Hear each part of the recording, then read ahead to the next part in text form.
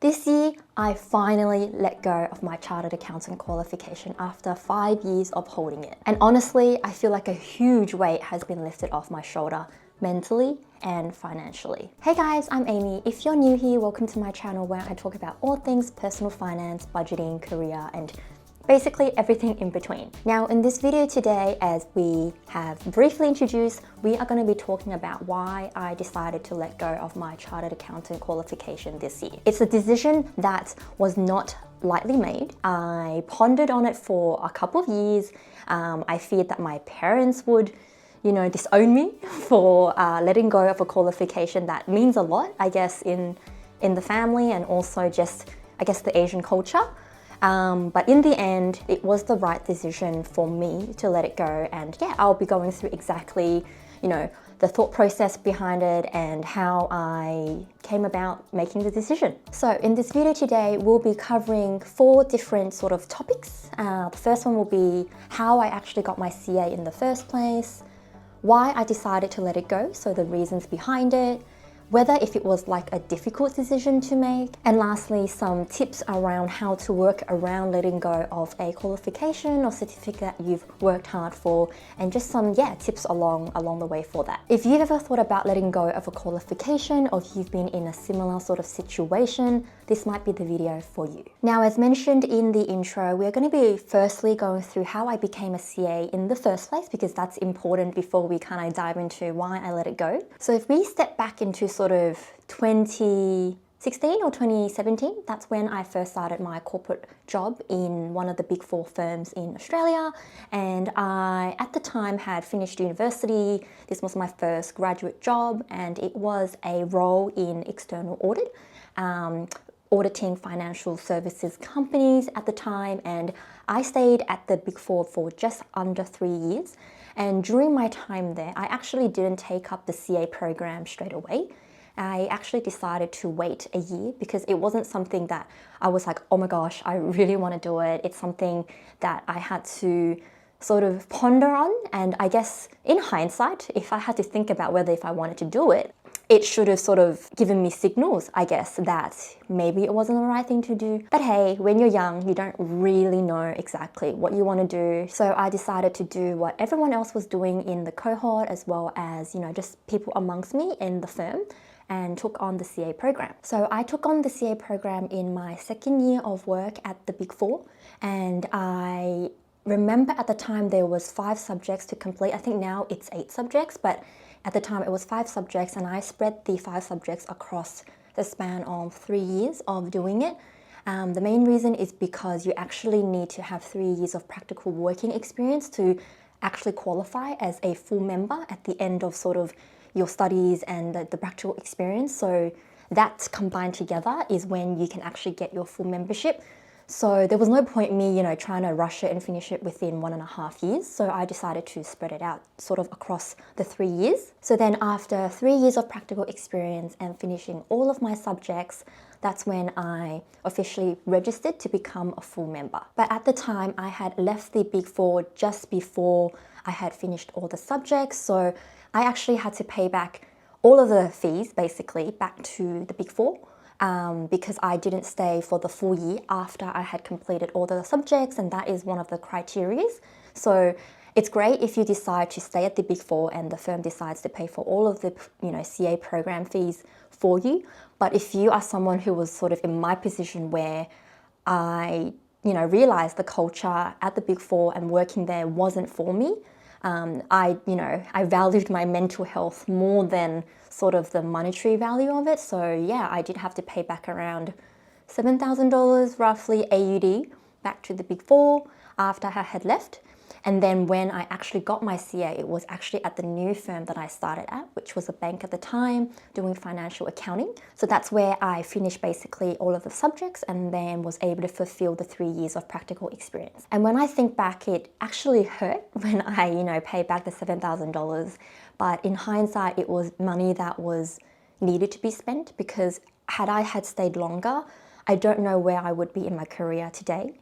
And I also don't know where I would be mentally as well. As you all know, working at the Big 4, there are, a lot of like tight deadlines, it's long hours, and you don't get paid that much to be doing those long hours. And as much as the experience is great, I think there's a point in time where you have to decide where your mental health sort of, should matter more. And I think, for me, it was a no-brainer, even though it did hurt, paying the $7,000. So after all that, I held my membership for 5 years until this year where I let it go. During the 5 years, I continued paying the membership fees and I continued doing the CPD hours throughout. But I think, it came to the point where I started realizing that maybe it wasn't right anymore for me in sort of where I am in my career now. The decision was made this year, but it took a couple of years to actually get to this decision today, which we'll be going through next. Now, there are basically 2 key reasons why I decided to let it go. The first reason was because I actually pivoted from accounting auditing to operational risk management in line 1 risk. And the decision was made actually after I had gotten my CA. It was in my job in financial accounting at a bank after I had left the Big Four. And I was in that role for about just under a year. And during that period there, I think I finally came to the realization that having a job in accounting and audit, may be right for some people, but it wasn't right for me. And I just had this gut feeling that it wasn't something that I wanted to do long term. It wasn't something that I, was super passionate about either. So I decided to explore what sort of other career paths I could take, utilizing similar sort of skill sets and knowledge that I had acquired at the Big Four, as well as working in the financial accounting space. And in the end, I decided to go into this area called Line 1 Risk Management within the operational risk space. And this was a career path that I had seen other people in the Big Four as well as at the bank that I was working at. And it seemed like a really interesting area to get into because risk management is a big part of a lot of organizations. And although I didn't have a full picture of what the roles involved, I was able to reach out to different people that I actually had never met in my life, and they were so kind enough to sort of explain to me what they did day to day. Some of them also had like audit background as well, so it was helpful to see how they were able to bring the skill sets over from audit to Line 1 operational risk management, and sort of just went spiraling from there. And I decided that I wanted to give this area a go and started applying for jobs. And during this process, because this type of role is more managing the risk for the business versus like auditing financial statements, it doesn't really have a direct correlation to having a chartered accountant qualification. And although I didn't really think about it in the first sort of like 2 or 3 years of working in operational risk management, this was when I started to think about whether if this was something that was still right for me to hold as a qualification. And I could have still held it for the sake of it, but I think I had already held it for 5 years. It hadn't really added any value from like a career perspective and progressing. Like every single role that I've gone into since being in operational risk management was based on experience and the types of work that I had completed, and the types of pay rises I was able to get was also not correlated to me having my CA. No one ever actually asked me in my interviews or discussions that whether if I had my CA, so it was never brought up. And I think just over the years it became this underlying thing where I really had to consider what was the right thing to do. And it came to the point where I really had to think about where my values lied. Basically, it became like, am I holding this qualification because I wanted to look good, or if I wanted to please my parents, or whatever it was, or the flip side is that I should be letting it go because it actually doesn't mean anything to my career and my life anymore.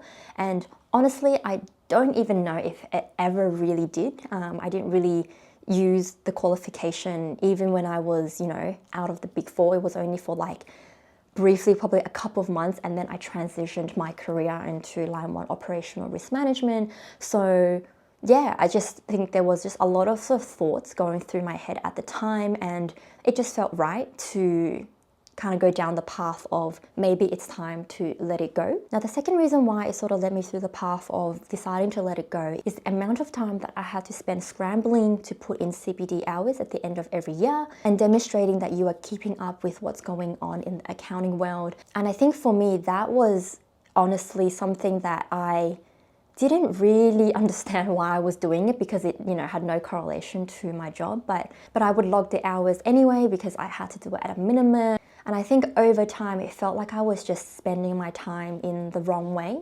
I was like putting these hours in, but it didn't really add much value to my life or my career, but I was still doing it because I had to maintain the membership.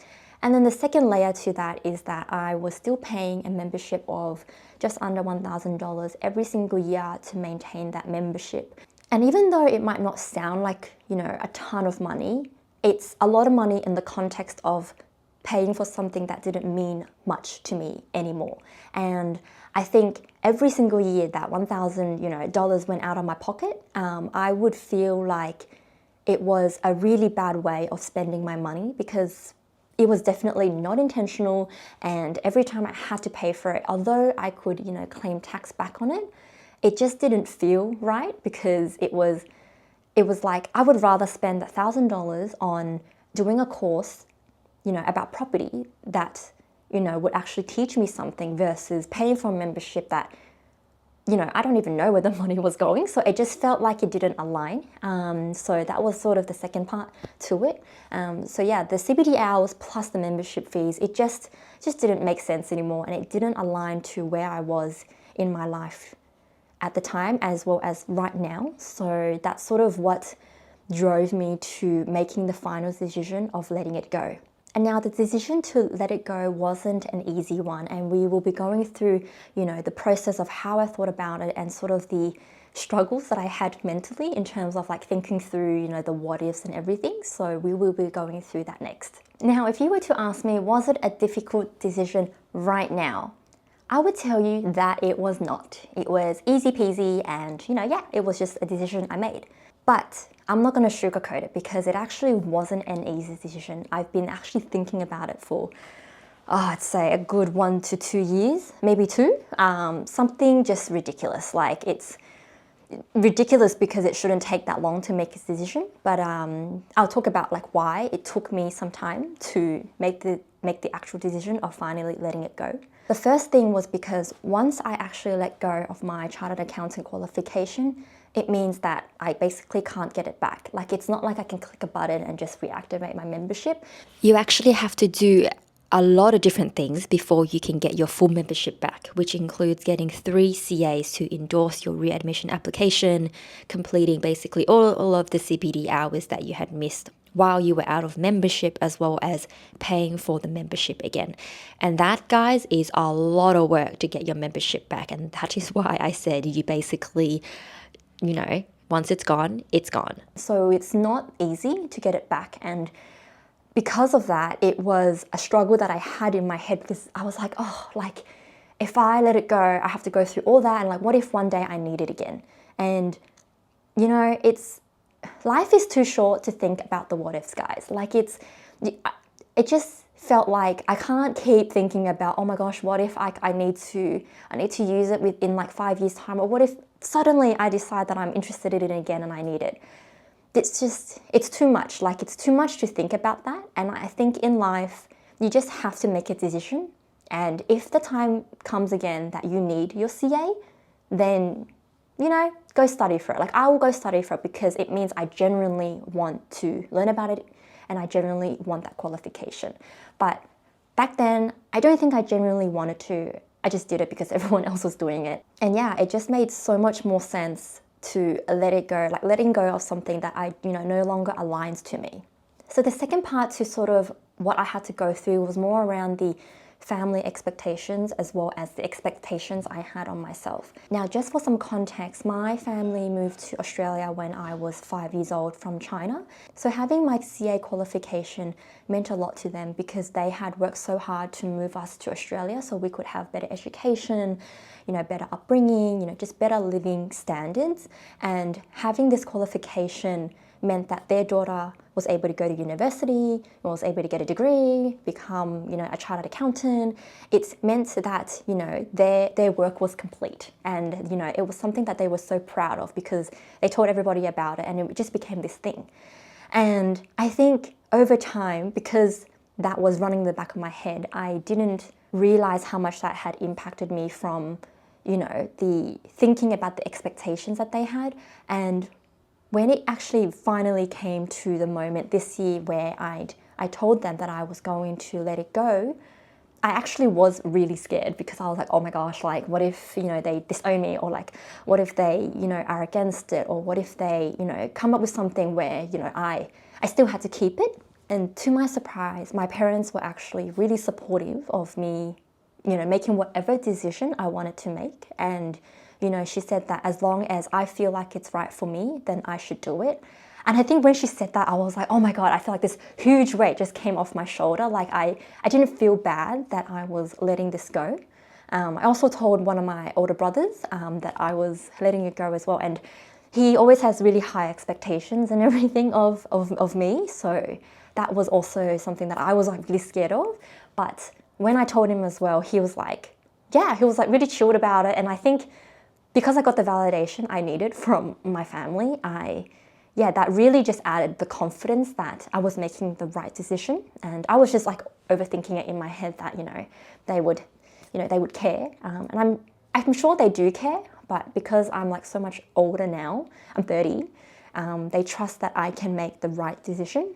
And after all that, it really helped me come back to this space where I was a lot more mindful about the decision and I just wasn't overthinking about it anymore because, that validation I needed from the family was really important because I really respect them and they're really important to me. So I didn't want to make the decision and then tell them, just in case. That was sort of the family expectation side. And then the last thing was more of a mental battle around just the fear of letting go of something that I worked so hard for. I felt like, I spent a couple of years studying it, worked in the space, finally got the membership. Every year I was paying for the membership fees and I was, logging the CPD hours. It felt like, I had put in so much effort, but I think just because I had put in so much effort towards something at a point in time, it doesn't weigh the same as what's happening in reality now. And what I mean by that is that my mind doesn't feel the same way about having my CA anymore, and my heart isn't there anymore. And I think that's what reminded me of, why it's important to stick with like my gut feeling. And even though there was this fear of letting it go, my gut was telling me to make the decision to let go of this qualification. And as much as it was important back then and it had, its significance, it doesn't weigh the same as it does now. And that just really reinforced the fact that I needed to let the CA go. And when I finally got the email where it told me my CA, membership is seized, I felt this, honestly, this huge relief just seeing that, because I honestly, have been thinking about it for so long and it just felt so good to finally let it go.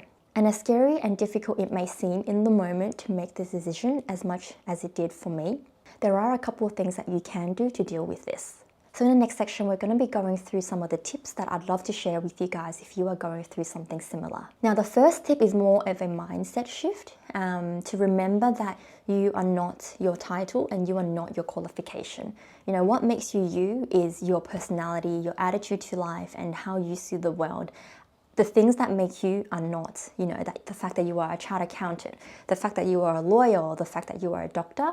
There are so many, components and traits of you that make you you, and it's not these titles. And I think that's something that I had to detach myself from, because I think I fell into this bucket of thinking I was like so cool that I was a chartered accountant, and I would tell people that I was a CA, but in reality it didn't really mean anything. I don't want to actually be recognized as someone who is a CA. I actually want to be known as someone who is kind and who is inspiring and, who makes people feel like they want to hang out with me. I feel like those are the things that I would want to be, recognized as opposed to, oh, I'm a chartered accountant. So just remembering that you are not your title is going to help you so much in the journey of making that decision of whether you should keep a qualification or let it go. Second thing is around the skills that you have learned from whether you've worked in that, accounting industry or audit industry and having the qualification. Just because you've let it go, it doesn't mean that, it suddenly all disappears. The skills that you have learned from working in the industry as well as doing the CA program, these skill sets and knowledge stay with you and they don't just disappear.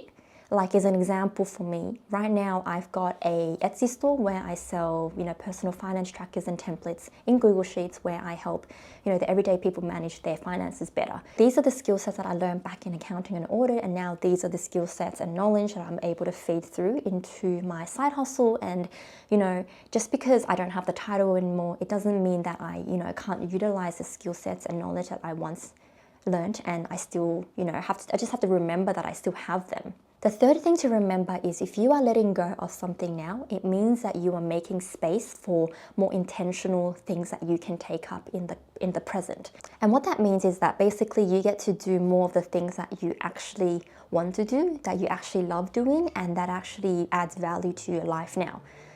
My CA didn't add value anymore, but I was still holding on to it, and it felt like this, back of my head, there was this like lingering thing that was still there. Whereas now, because I've let it go, I'm making more space so I can focus on building my portfolio for my property as well as my share portfolio.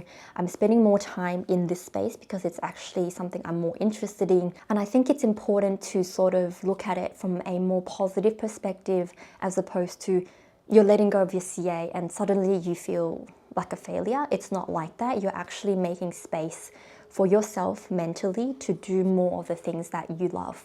And as much as it might, suck at the time to think about like letting go of something that you've worked hard for, in the end, you have to do what's right for you. And if the right thing is to not hold it anymore because it doesn't feel like it's adding any value anymore, then the decision is to let it go. But if it is adding value and you are working in the industry, in accounting, in auditing, management accounting, whatever it is, and it's adding value, it's helping you with pay rises, it's actually meaningful, then it makes complete sense to continue holding the CA membership. And as much as it may be difficult to make the decision at that point in time, for me as an example, like now I feel just so much more free mentally that I don't have to think about doing the CPD hours, and I don't have to think about paying for the membership, and I don't have to think about holding on to something that doesn't mean anything anymore. And that for me is the peace of mind I needed in my life. That's a wrap, guys. I hope you enjoyed this video. If you resonated with this video or you are currently going through something similar, do let me know in the comments below and let's have a chit chat about the experience that you're currently going through. And lastly, if you enjoyed this video, make sure you give it a like and subscribe for more videos in the future. See you guys.